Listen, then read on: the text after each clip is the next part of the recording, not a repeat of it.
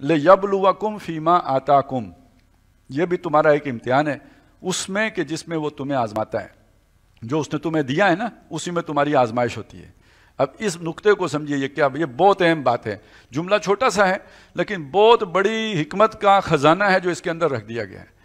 Number ایک یہ کہ کافروں کے جو وسائل ہیں اللہ ہی نے دیے نا، ان کے پاس جو بھی ہے، جتنی بھی ٹیکنالوجی ہے، سائنس ہے، اللہ کی دی ہوئی ہے، اسی سے تمہاری آزمائش ہوگی ایمان کی کہ اللہ پر تمہارا توکل کتنا ہے اور اسباب پر تم بھروسہ کتنا کرتے ہو۔ ان کی طاقت کو دیکھ کے یرک جاتے ہو اور یو ٹرن مار جاتے ہو، یا یہ کہ اللہ پر ایمان رکھتے ہوئے کھڑے رہتے ہو گیا امتحان یا نہیں ہوا؟ ایک سطح تو یہ ہے، لیکن اصل بات جو کہی گئی ہے وہ اور ہے۔ اصل بات یہ ہے کہ ایک جماعت بنی اسرائیل ہوں، یا یہ کہ آج جیسے جماعتیں بنتی ہیں، کوئی کسی وقت کوئی تبلیغی جماعت بنی، جماعت اسلامی بنی، تنظیم اسلامی بنی، کوئی جماعت بنی، جب بنی تو صرف اللہ کے نام پر، نظریہ توحید پر، دین کے اصول پر بنائی گئی، لوگوں کو دعوت دی گئی خالص ہو کے اللہ کے لیے آ جاؤ۔ آ گئے، 2 سال گزرے، 5 سال گزرے، 10 سال گزرے، اس جماعت کی محبت بھی تو آہستہ آہستہ پیدا ہو جائے گی نا۔ پہلے نظریے کی محبت تھی جس کی وجہ سے آپ جڑے ہیں وہاں پہ، جماعت کا تو نام ہی نہیں تھا، وہ شے ہی کوئی نہیں تھی، اسے کون جانتا تھا؟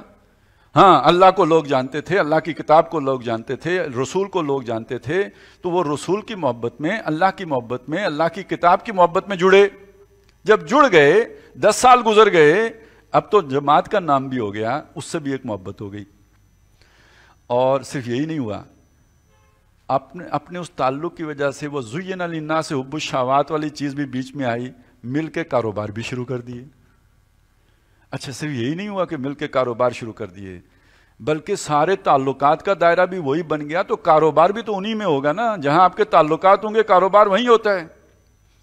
اچھا صرف اتنا ہی نہیں ہوا، اس سے بھی بات آگے بڑھ گئی، آپس میں رشتہ داریاں بھی ہو گئی۔ اب آپ ایک رنگ میں رنگے گئے، وہ آپ کی بیٹی کون لے گا؟ انہی میں سے کوئی آپ سے رشتہ بھی مانگے گا۔ یہی نہیں ہوا، اس سے بھی آگے آپ کے دکھ درد بانٹنے والے بھی اب یہی ہیں۔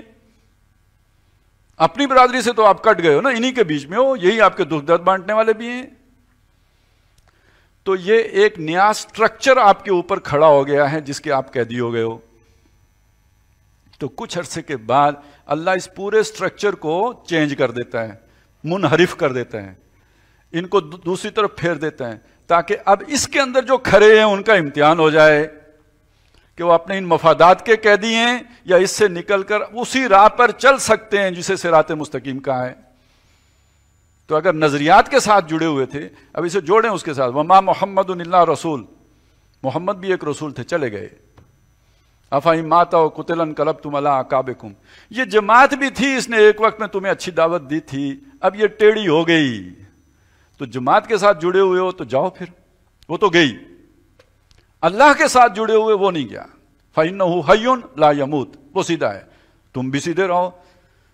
تو اس لیے میں وہ لطیفہ سنایا کرتا ہوں کہ سکھ نے جو ہے نا وہ بڑا ایکسیڈنٹ کیا، کئی بندے مر گئے، سڑک سے گاڑی نیچے اتار دی، بعد میں جب ہوش میں آیا، پیش ہوا جج کے سامنے، اس نے پوچھا کہ سردار جی ایک کیا کیتا ہے تسی، گڈی تسی سیدھی جگہ تو جناب یہ بھی کوئی نہیں سی کہ کوئی پھسلی ہے کچھ ہے، تسی گڈی تھلے لا دیتی، انہیں بندے مر گئے۔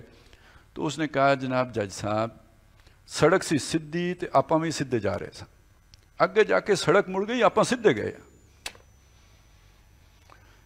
تو ایکسیڈنٹ تو ہوگا لیکن جانا سیدھا ہے۔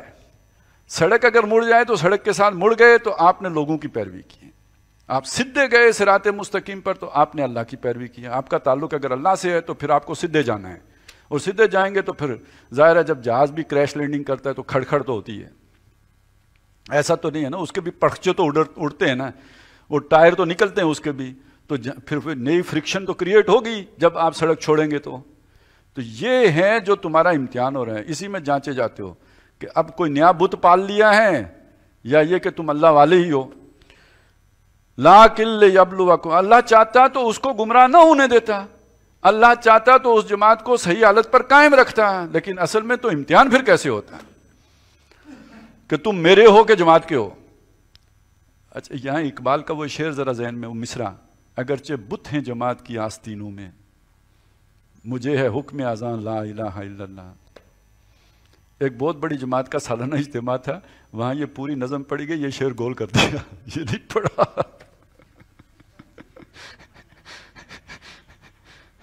یہ یہودی قرآن نہیں چھپاتے تھے، جو شے مرضی کے مطابق نہیں ہو اسے گول کرو۔ فاستبقوا الخیرات، تو ان بتوں کی پجاری نہ بنو، اپنے سٹرکچر کے قیدی نہ بنو، نیکیوں میں اور بھلائیوں میں سبقت کرنے والے بنو۔ الی اللہ مرجعکم، اللہ کی طرف تم نے لوٹ کے جانا ہے، یہ سارے خول ادھر ہی رہ جائیں گے۔ وَتَرَكْنَا مَا خَوَّلْنَاكُمْ، جو خول ہم نے تمہیں چڑھائے تھے نا یہ سٹرکچر کے، یہ اتھے ہی رہ جائیں گے سارے۔ بِمَا كُنْتُمْ مرجعکم جمیعا، سب کے سب نے لوٹنا ہے اللہ کی جناب میں۔ فَيُنَبِّئُكُم بِمَا كُنْتُمْ فِيهِ تَخْتَلِفُونَ، پھر وہ تمہیں بتائے گا جن چیزوں میں تمہارے اختلافات ہوئے تھے، کون حق پہ تھا اور کون نہیں تھا، یہ چیز وہ نہیں چھوڑے گا، یہ تمہارے ان اختلافات کو کھول کے تمہارے سامنے رکھے گا اور حق اور باطل کو کلیئر کر کے چھوڑے گا۔